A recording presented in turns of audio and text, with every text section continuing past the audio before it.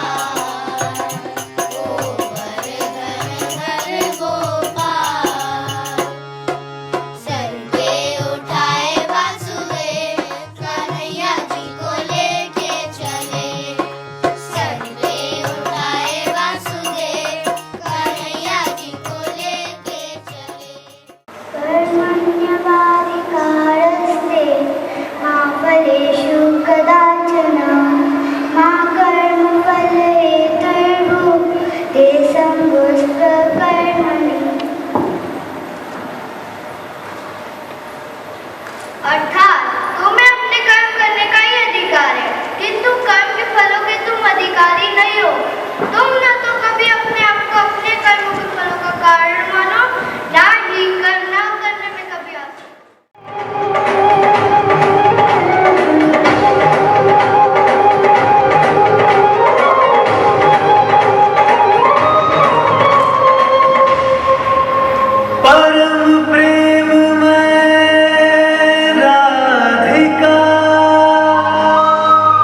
कृष्णा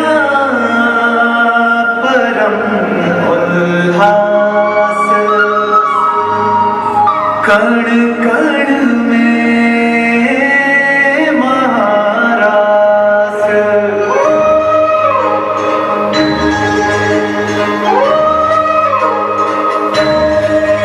राधा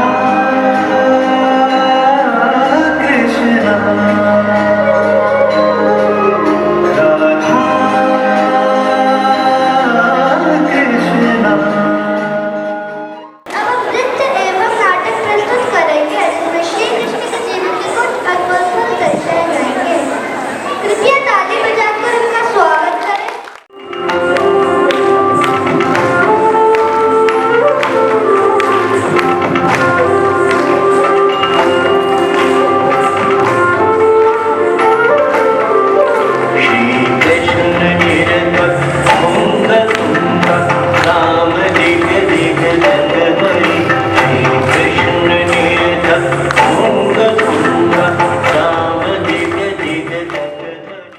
केशवं कृष्ण दामोदरं अच्युतं केशवं कृष्ण दामोदरं राम नारायणं जानकी वल्लभं राम नारायणं जानकी वल्लभं। कौन कहते हैं भगवान आते नहीं, कौन कहते हैं भगवान आते नहीं, तुम मीरा के जैसे बुलाते नहीं, मीरा के जैसे बुलाते नहीं। आइए जाने इस अनोखी मित्रता की पूरी कहानी। भिक्षाम देहि भिक्षाम देहि। और मैया कैसी हो, बड़ी दिनों बाद आई। तबीयत ठीक नहीं रहती, इतनी दूर से आने में परेशानी होती है। कोई बात नहीं मैया, जल्दी सब ठीक हो जाएगा। मैया मेरे पास 2 मुट्ठी चने हैं, इन्हें स्वीकार करो। भगवान तुम्हें सुखी रखे बेटी। चलो आज भिक्षा में कुछ तो मिला, अब कुटिया पर जाकर कुछ बना लेती हूँ। अरे बहुत विलम्ब हो चुका है और सूर्य अस्त भी हो गया है।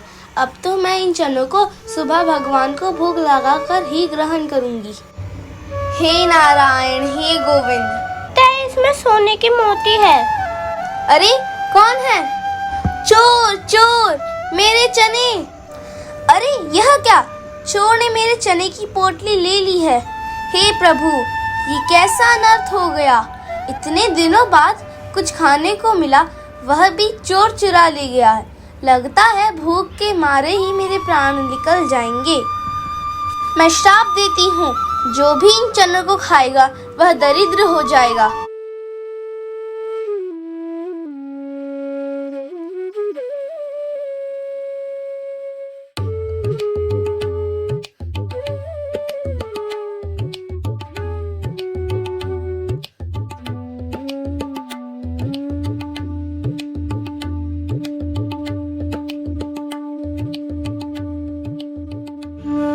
अपने मित्र की हित का सदा ध्यान रखना ही मित्रता का सच्चा धर्म है। सच्ची मित्रता निस्वार्थ होती है। धन्यवाद। बांसुरी कृष्ण की बाजेगी, प्रेम में राधा नाचेगी।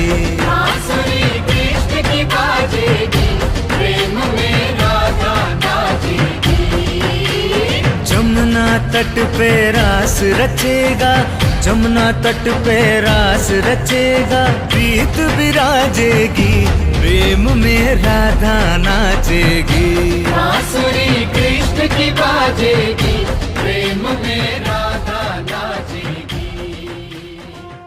हर व्यक्ति अपने जीवन में दान पुण्य अवश्य करता है। बात जब दान की होती है तो सबसे पहले दानवीर कर्ण का नाम आता है। महाभारत में कर्ण एक ऐसा पात्र था जिसकी चर्चा आज भी सबसे बड़े दानी के रूप में की जाती है। आज हम आपको एक श्री कृष्ण की एक ऐसी घटना के बारे में बताने जा रहे हैं जो दान से संबंधित है। इस घटना में श्री कृष्ण ने अर्जुन को यह प्रमाण दिया था कि कर्ण और अर्जुन में से कौन बड़ा दानी है। एक बार श्री कृष्ण और अर्जुन एक गांव से गुजर रहे थे। क्या तुम्हें पता है अर्जुन, कर्ण सबसे बड़ा दानी है? आखिर कर्ण ही क्यों सबसे बड़ा दानी है? मैं भी तो दान करता हूँ, मैं भी दानी हुआ। तो ठीक है, ये तो स्वर्ण के पहाड़ देख रहे हो, इन्हें गांव वालों में बांट के दिखाओ। पर याद रखना, अब आप अपने लिए कुछ नहीं रखोगे। जो आज्ञा केशव। गांव वालों इधर आओ।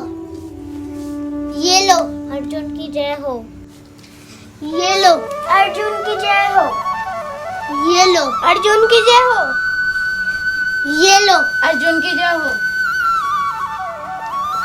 ये लो अर्जुन की जय हो। अर्जुन की जय हो। अर्जुन की जय हो। अर्जुन की जय हो।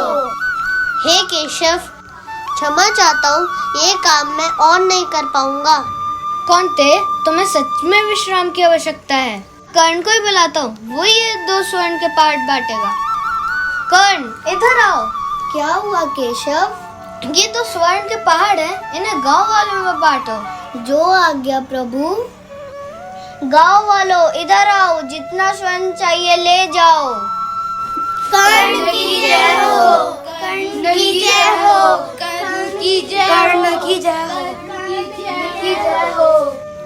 हे केशव, मुझे समझ नहीं आया ऐसा करने का विचार मेरे मन में क्यों नहीं आया। पार्थ, सच तो यह है कि तुम्हें स्वर्ण से मोह हो गया था और तुम आकलन करने लग रहे थे कि किसकी कितनी जरूरत है, और उसी हिसाब से तुमने सोना गांव वालों के बीच बांट रहे थे। गांव वाले तुम्हारी जय जयकार कर रहे थे तो तुम खुद को दाता समझने लगे। इसके उलट कर्ण ने ऐसा कुछ भी नहीं किया। उसने दोनों सोने के पर्वत गांव वालों में बांट दिए। कर्ण चाहते ही नहीं थे कि उसकी जय जयकार हो। कर्ण को इस बात से फर्क नहीं पड़ता कि लोग उनकी पीठ पीछे क्या बोल रहे हैं। साथ ही कर्ण के मन में दाता होने का भाव भी उत्पन्न नहीं हुआ। कर्ण अच्छे से जानते थे कि वह एक माध्यम है।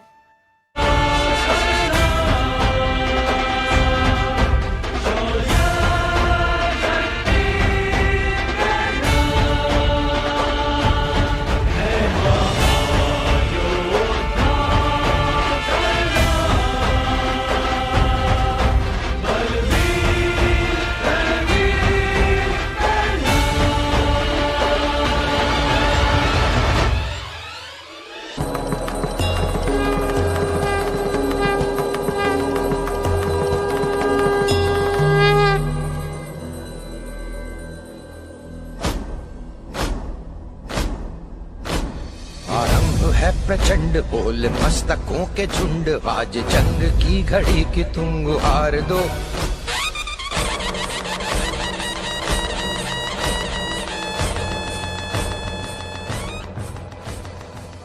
हो गए हैं तो अपने पांडवों की हित की बात करना और उनसे विनती करना कि वह तुम्हारे भाइयों के पास जाएं और उन्हें अपना आशीर्वाद प्रदान करें। ऐसा किस लिए मामा श्री? वो इसलिए कि जब पांडव यहाँ से पराजित होकर गए थे वो अभाव से ग्रस्त थे।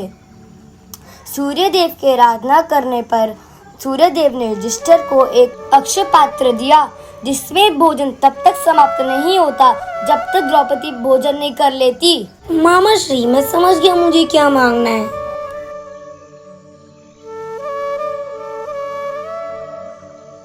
दुर्योधन, मैं तुमसे अत्यंत प्रसन्न हूँ, जो चाहो वो मांग लो। मुनिवर, मैंने आपका मन से आदर सत्कार किया है। आप खुश हैं तो ये मेरे लिए बड़े आनंद की बात है तथा ऐसा पुण्य मेरे भाइयों और पांडव को भी मिले, मेरी बड़ी इच्छा है। अब आप वन में रहने वाले मेरे भाइयों के पास जाएं, एक समय के भोजन का लाभ पांडवों के यहाँ लें, मेरी बस इतनी इच्छा है। तथास्तु, ऐसा ही होगा।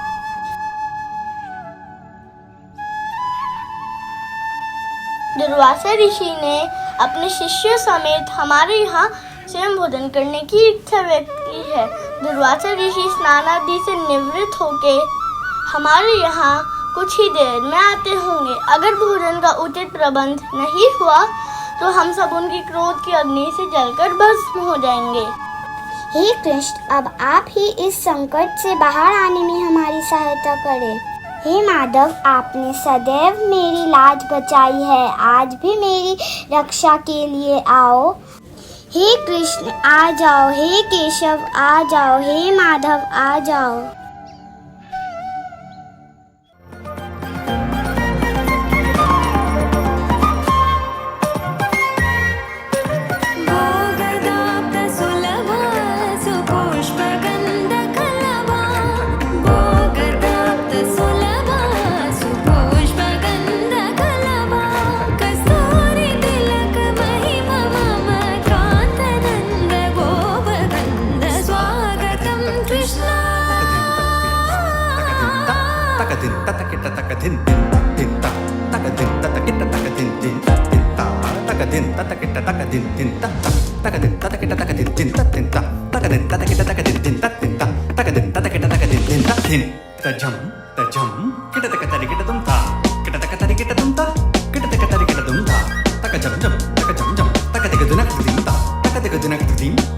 तक